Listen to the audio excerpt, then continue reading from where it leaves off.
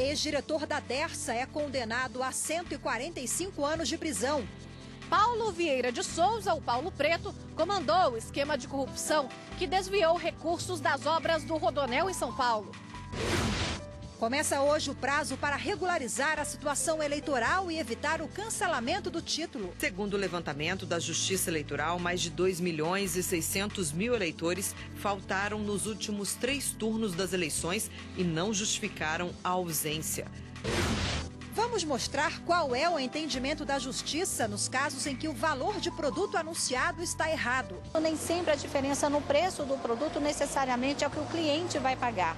Vai depender de como foi o erro. E ainda, você sabia que todo brasileiro pode entrar com ações na Justiça do Trabalho sem ter advogado? Apesar de previsto desde 1943 ir até a Justiça Trabalhista sem um advogado, não é muito comum.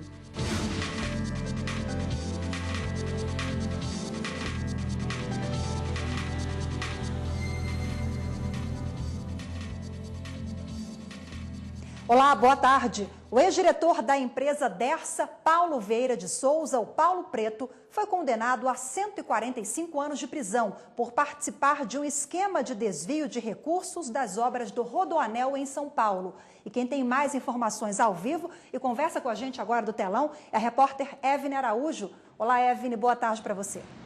Oi, Rafaela, boa tarde. Bom, a condenação foi da 5ª Vara Criminal de São Paulo por associação criminosa, continuidade de delitos e também de apropriação de bens públicos. Paulo Preto, de acordo com a decisão, comandou um esquema de corrupção que desviou mais de 7 milhões de reais. Esse dinheiro seria destinado à indenização de famílias que foram afetadas com as obras do Rodoanel em São Paulo. Esta é a maior condenação imposta pela Justiça, Rafaela, a um réu que foi investigado pela Operação Lava Jato. Eu volto com você no estúdio. Muito obrigada pelas informações, Evne. E a homologação de acordo para pagamento de royalties a um município baiano é restabelecida pela Corte Especial do Superior Tribunal de Justiça. O Tribunal Regional Federal da Primeira Região homologou o acordo entre a Agência Nacional do Petróleo, a ANP, e o município de Esplanada, na Bahia, para pagamento de royalties relativos à exploração de petróleo e gás natural. A decisão do TRF1 foi suspensa em 2016 pela então presidente do STJ, ministra Laurita Vaz, a pedido de 4 municípios: Pendências, Felipe Guerra e Goianinha, no Rio Grande do Norte, e Mauá, em São Paulo. Mas, por maioria, a Corte Especial entendeu que não ficou demonstrada grave lesão à economia ou à ordem pública para justificar a suspensão. Durante o julgamento de recurso ajuizado pelo município de Esplanada, o ministro Napoleão Nunes Maia Filho destacou que, de fato, qualquer redução dos valores repassados aos entes municipais representará dificuldade para a prestação de serviços essenciais, especialmente em um momento de crise financeira no país. O pagamento parcelado dos royalties foi acordado entre a Esplanada e a ANP após a concessão de tutela de urgência. A medida determinou a imediata inclusão do município baiano na divisão dos lucros, de acordo com a Lei 7.990 de 1989. A norma estabelece que os municípios beneficiados devem receber, em partes iguais, 5% dos royalties de todo o país, conforme a origem do petróleo e gás natural movimentados. Começou hoje e vai até o dia 30 de abril o prazo de entrega da declaração do imposto de renda da pessoa física. É obrigado a declarar o contribuinte que teve rendimentos de mais de R$ 28.500 no ano passado. A declaração pode ser enviada de 3 formas: pelo Centro de Atendimento Virtual, por dispositivos móveis, utilizando o aplicativo Meu Imposto de Renda, e também pelo programa gerador, que pode ser baixado do site receita.fazenda.gov.br. Lá no site você também pode tirar dúvidas e encontrar outras informações sobre o imposto de renda. E, em regra, o Código de Defesa do Consumidor determina que o valor anunciado de um produto deve ser cumprido, mas toda regra tem sua exceção. Raquel vinha pesquisando há um mês para comprar um videogame e no ano passado viu uma oportunidade de compra com desconto de 80% na internet. O produto, que custa cerca de R$2.000, foi anunciado por pouco mais de R$500, mas a alegria não durou muito. À noite eles cancelaram a compra. A gente achou um absurdo, né? Porque era semana do Black Friday, tem muitas promoções nessa época, então foi uma oportunidade que a gente viu de fazer a compra, né? E aí eles cancelaram, a gente se sente meio que enganado, né? Porque o anúncio estava lá. Segundo Raquel, a empresa justificou um erro de precificação e fez o estorno do valor. Insatisfeita, ela levou o caso à justiça, que determinou que o site deve cumprir a proposta de acordo com a publicidade. O Código de Defesa do Consumidor determina que os anúncios devem ser de forma clara e objetiva, sem induzir o consumidor ao erro. Mas quando isso não acontece, o consumidor tem 3 opções. O Código de Defesa do Consumidor, no artigo 35, ele fala que, havendo recusa do fornecedor entregar aquele determinado produto ou serviço, abre a seguinte possibilidade para o consumidor. A primeira, que ele exija do fornecedor o cumprimento daquela obrigação. O segundo, que o fornecedor substitua aquele produto ou serviço por outro equivalente. E terceiro, que o consumidor cancele o contrato e peça o reembolso da quantia que foi antecipada, devidamente corrigido, mais perdas e danos. O princípio de uma negociação é a consciência de consumo e a boa-fé. Por isso, nem sempre a diferença no preço do produto necessariamente é o que o cliente vai pagar. Vai depender de como foi o erro. É assim que os tribunais vêm entendendo.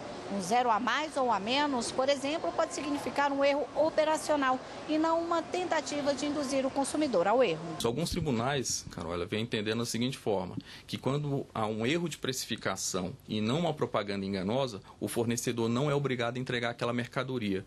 Por quê? Vamos supor um exemplo, uma televisão de 50 polegadas, que o preço dela no mercado é em torno de R$2.000. Por um erro material foi anunciada por R$200. Nesse caso aí parece claro aí que haveria um erro de precificação e não uma propaganda enganosa. Não foi o caso de Raquel, que aguarda ansiosa receber o produto tão esperado. Eu quero comprar o produto no valor que eles anunciaram, R$560, mais ou menos.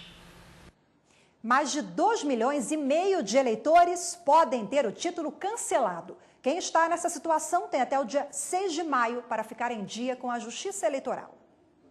Marcos se adiantou e não esperou o prazo para quitar a situação com a Justiça Eleitoral.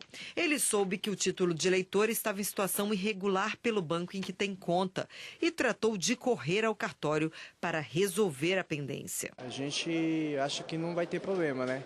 E quando você vai no banco ou precisa do título ou do CPF, como é algo que está atrelado, os dois, né? Um está atrelado um ao outro, então a gente acaba tendo dificuldade, né? No futuro aí, para quem acha que deixar de votar e é só pagar a taxa, não é bem assim não. Segundo o levantamento da Justiça Eleitoral, mais de 2.600.000 eleitores faltaram nos últimos 3 turnos das eleições e não justificaram a ausência. Para consultar a situação eleitoral, basta acessar a página do TSE. Ao abrir o portal, vá até a aba Serviços ao Eleitor e selecione a opção Situação Eleitoral. Informe o número do título ou o nome completo e a data de nascimento. É rápido e fácil. A novidade é que se o eleitor fizer parte da relação dos faltosos, uma mensagem irá aparecer informando a sua situação. Neste caso, é preciso procurar um cartório eleitoral para realizar a regularização. Esses eleitores eles podem comparecer a qualquer cartório eleitoral e nós vamos verificar a situação dele. Caso tenha o débito, nós vamos emitir uma guia de pagamento, uma GRU. Ele vai se dirigir ao Banco do Brasil para pagar a multa e vai retornar ao cartório para poder fazer a quitação, para não ser cancelado. O prazo para regularizar a situação vai até o dia 6 de maio. Após esse período, o título será cancelado. Sem um documento, o cidadão fica impedido de assumir cargo público, obter passaporte ou CPF, renovar matrícula em instituições públicas de ensino e fazer empréstimos em bancos estatais, além de não poder votar. E a seguir, vamos falar da importância do programa Jovem Aprendiz no processo de erradicação do trabalho ilegal de crianças e adolescentes. Com a aprendizagem, esse jovem ele vai poder, sim, colher conhecimentos, ele vai poder ajudar a sua família no futuro.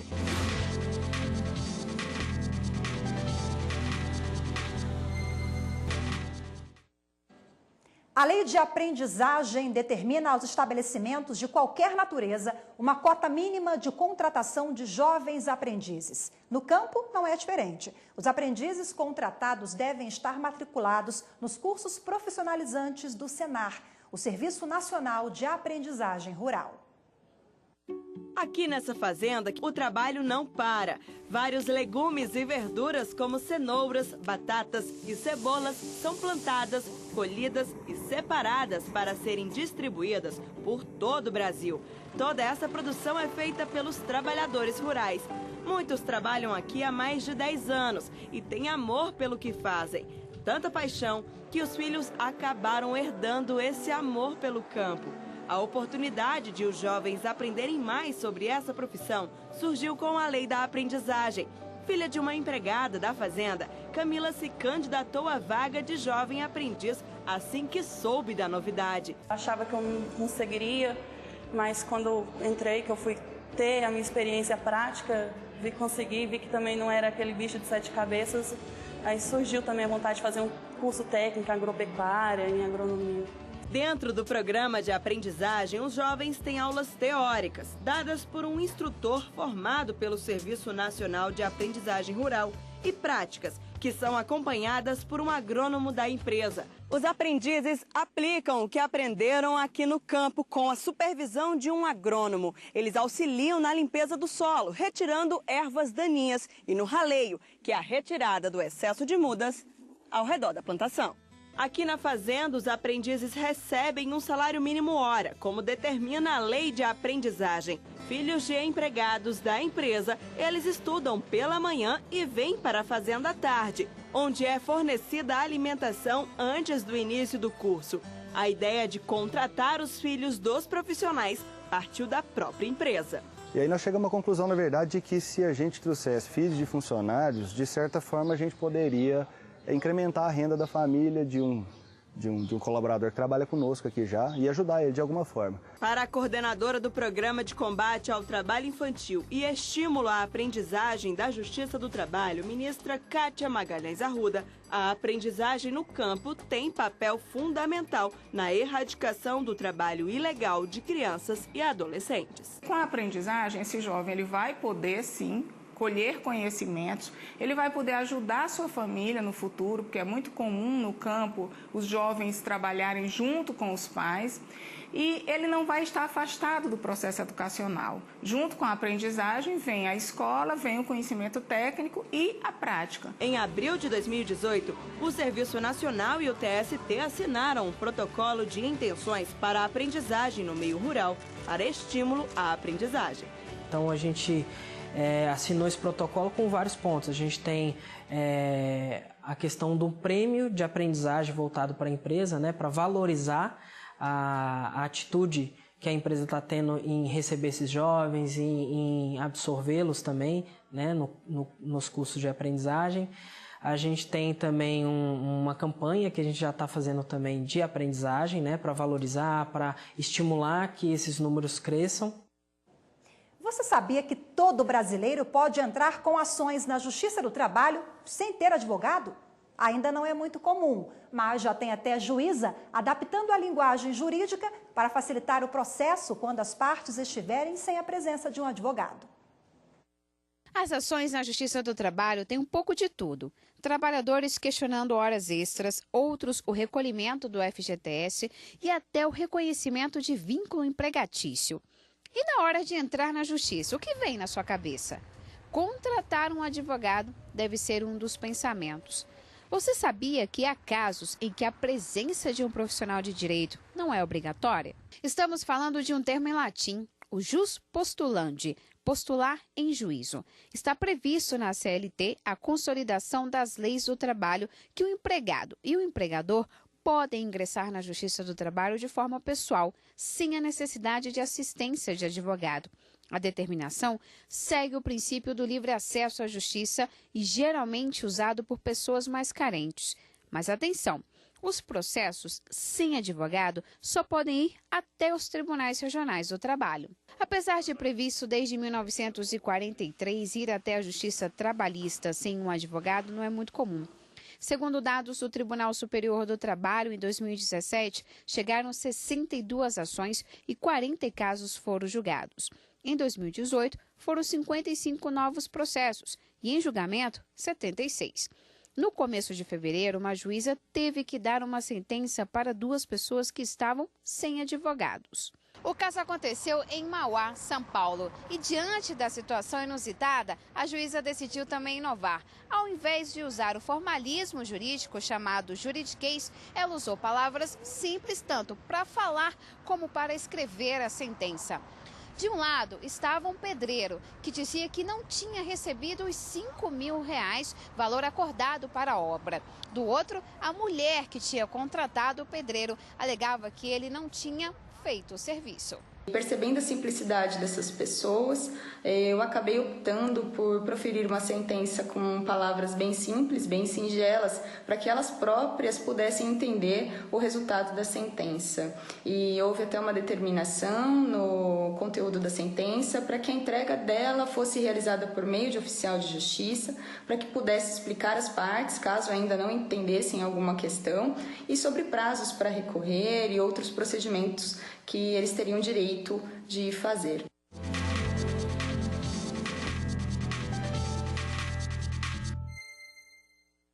E para falar mais sobre o Jus Postulandi, a gente recebe hoje o juiz do trabalho, Maximiliano Pereira de Carvalho. Boa tarde, muito obrigada pela participação em primeiro lugar. Boa tarde, muito obrigado.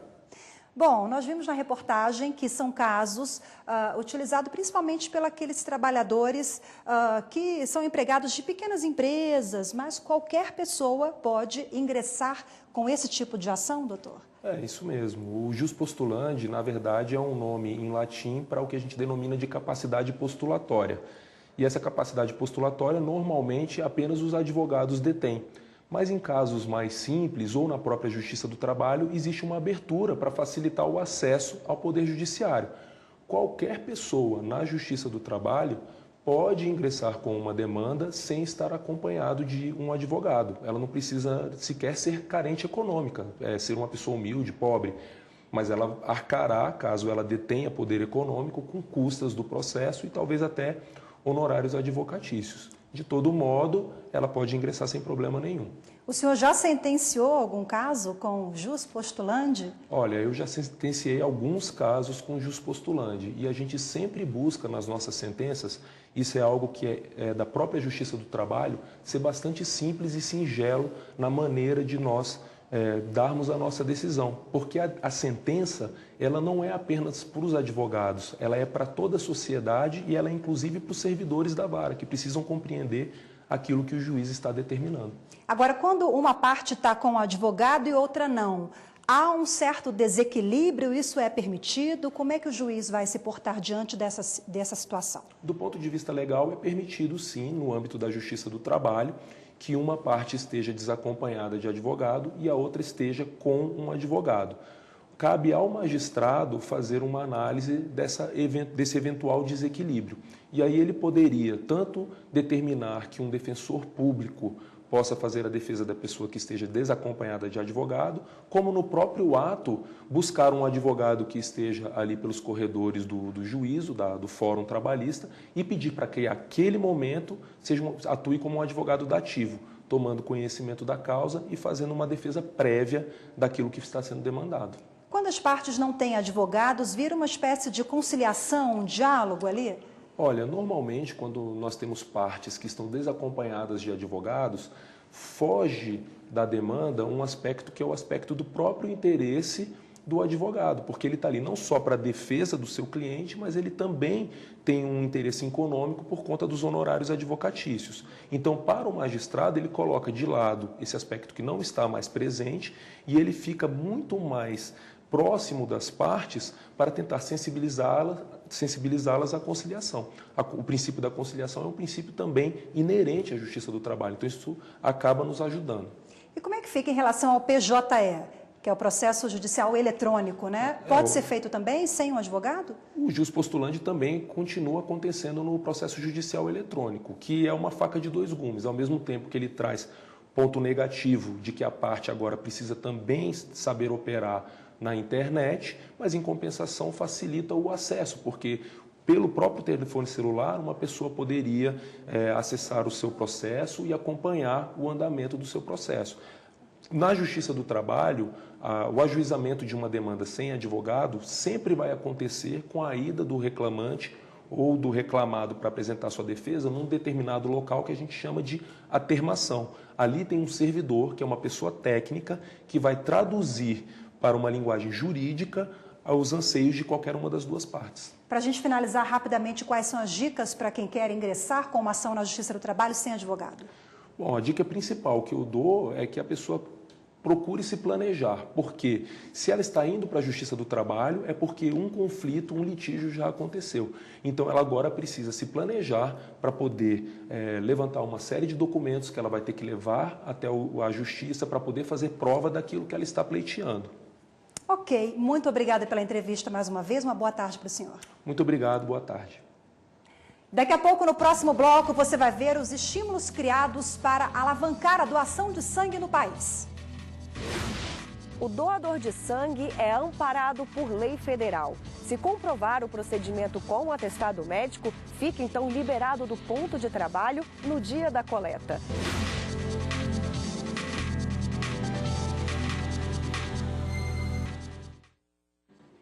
A Justiça de São Paulo manteve decisão do júri que condenou o réu a 14 anos de reclusão em regime inicial fechado por matar companheira após discussão entre o casal. O acusado teria esfaqueado a vítima. Para a Justiça, ele praticou o crime contra a mulher por razões da condição do sexo feminino, assim considerado por envolver situação de violência doméstica e familiar, o que configurou feminicídio. De acordo com os autos, réu e vítima mantiveram relacionamento por 10 anos. A família da vítima relatou que o acusado costumava voltar tarde para casa, agressivo, sob o efeito de entorpecentes ou bebidas alcoólicas, e as agressões eram constantes. Existem muitos incentivos por lei para a doação de sangue, como, por exemplo, pagar menos imposto. E muitas empresas estão mobilizando os funcionários com campanhas para alavancar a doação. Henrique perdeu a filha e a neta no mesmo acidente de trânsito. A batida foi em uma região de produção de trigo, no Canadá. A jovem foi morar fora do país para fazer um mestrado na área de nutrição. Morreu poucos dias antes de voltar ao Brasil. Clarinha, como a neta era carinhosamente chamada, ainda foi levada ao hospital. Ela precisou de inúmeras transfusões. Teve a morte cerebral decretada logo após a internação. Emocionado, o empresário conta que transformou a dor em solidariedade. Com a ajuda da mulher, iniciou uma campanha de doação de sangue. O primeiro passo foi dado. Isso motivou, a partir de 2014, um ano depois, uma campanha que é feita aqui em Brasília e, paralelamente, no Canadá. Uma campanha de conscientização de doação de sangue e órgãos. Aqui em Brasília é feita no Hemocentro. E isso é feito todo mês de agosto, e nesses últimos 4 anos a gente tem ajudado, imaginamos que temos ajudado muita gente. Depois da primeira campanha, Henrique decidiu colocar em prática um projeto que era sonho profissional da filha quando ela estava viva. Este é o Instituto Doando Vida, uma organização não governamental que oferece alimentação de qualidade para crianças em situação de extrema pobreza. O rosto da Clarinha está estampado nesse mosaico no parquinho. Mais de 50 crianças recebem 4 refeições por turno. Aqui tem carinho, alimentação, educação, tudo graças às doações. Elas recebem 4 alimentações por dia, tudo balanceado. Quem são as nutricionistas? São nutricionistas voluntárias, amigas da Rafaela, que estudaram e trabalharam com ela aqui em Brasília. E é isso, a decisão que nós tomamos foi transformar a nossa dor em doação. Mobilizações assim também fazem parte da rotina de muitas empresas. Este grupo, que atua na área de venda de carros, combustíveis e hotelaria, contribui em peso. Os 1.000 funcionários são liberados 2 vezes ao ano para a doação. A gente pensa nisso muito antes, nós temos já um calendário de ações de qualidade de vida do ano inteiro, então a gente já está preparado, já vem se preparando para todas as ações que vão acontecer. Então, um mês antes a gente já brifa o marketing, já desenvolve uma arte bem bacana para chamar a atenção do nosso colaborador e vamos divulgando através de e-mail marketing, de cartazes, da intranet e estimulando mesmo a participação deles na campanha. O Jansi trabalha na empresa há 3 anos. Já era doador de carteirinha e se sente tranquilo com o incentivo recebido do patrão. Já que a gente trabalha durante a semana, a gente não tem tempo. E às vezes, no final de semana, a gente tem que descansar, tem que sair com a família, essas coisas, né? Já que a empresa, ela possibilitou essa chance da gente doar, é uma excelente oportunidade a gente ir lá e ajudar uma pessoa, né? Doar sangue. As doações motivam o judiciário. No Supremo Tribunal Federal, o programa Qualidade de Vida leva os servidores até o Hemocentro. E escolas também estão mobilizadas. Álvaro é menor de idade. O pai não pensou 2 vezes e autorizou a doação. Não dói, não vai ter nenhum prejuízo para você, então é bom, é uma ação legal. O doador de sangue é amparado por lei federal. Se comprovar o procedimento com o atestado médico, fica então liberado do ponto de trabalho no dia da coleta. Existe também a isenção de taxa de concurso público. Para isso, deve mostrar que doou 2 vezes ou mais no último ano. Esses incentivos ajudam também no pagamento de menos impostos. Em Aracaju, por exemplo, o valor do IPTU cai para quem ajuda a salvar vidas através da doação de sangue. É um baque quando a gente diz, a dor quando atinge a alma não tem explicação, né? E essa dor atingiu nossa alma e foi a forma que nós resolvemos de tentar seguir a vida. Poderíamos ter tomado os outros caminhos. O caminho que a gente resolveu tomar foi ajudar. É isso aí. O Jornal da Justiça, primeira edição, fica por aqui. Outras notícias do Judiciário você confere logo mais às 6h30 da noite no Jornal da Justiça, segunda edição. Uma ótima tarde para você e até amanhã.